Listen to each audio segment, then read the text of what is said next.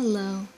My good friend Death allowed me to borrow his carriage for the evening to take you for a ride so that I can tell you about me.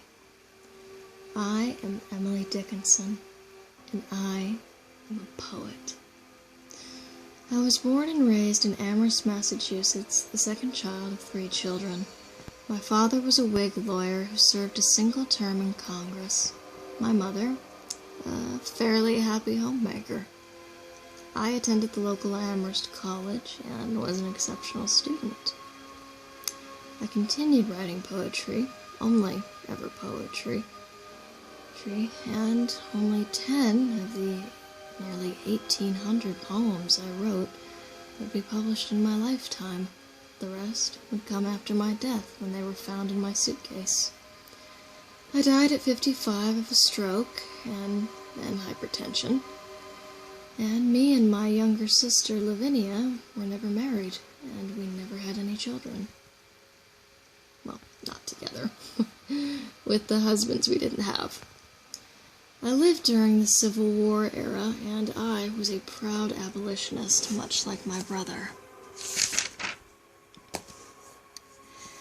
Now, you may or may not have heard of me in a letter that's been going around, written by none other than Nathaniel Hawthorne to his publisher and good friend, William D. Ticknor, in 1855.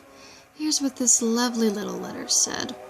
America is now wholly given over to a damned mob of scribbling women, and I shall have no chance of success while the public is occupied with their trash, and should be ashamed of myself if I did succeed. Wow, isn't that delightful? You know what that says a lot about my time? It says that women publishing was strange and new. Now you know, I'm sure today, that there are a lot of women out there who are writers, who are inspirations, but back then that wasn't always the case. That says about my time that not only were the roles of women limited, but that voices were limited, ideas were limited. There weren't a lot of voices. The only voices that were allowed to be heard were the elite and the powerful. Not just the rich, but the rich white men of the time. It says that my life was very restricting. I didn't have a lot of options.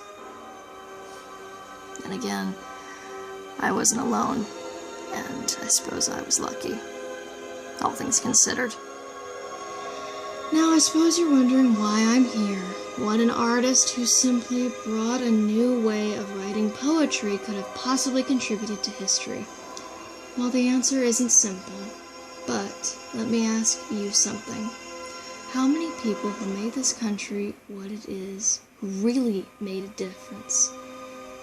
Didn't question the way things were or challenged them, and brought their own significant point of view to the table. My life was significant because artists inspire people to change and think. And how else do things get done? How else do we make a change? How else do we think? By thinking outside the box. Otherwise, women would still be in the kitchen, and you wouldn't have any of the books you have now, and your point of view would still be limited. You're welcome. Ride's over.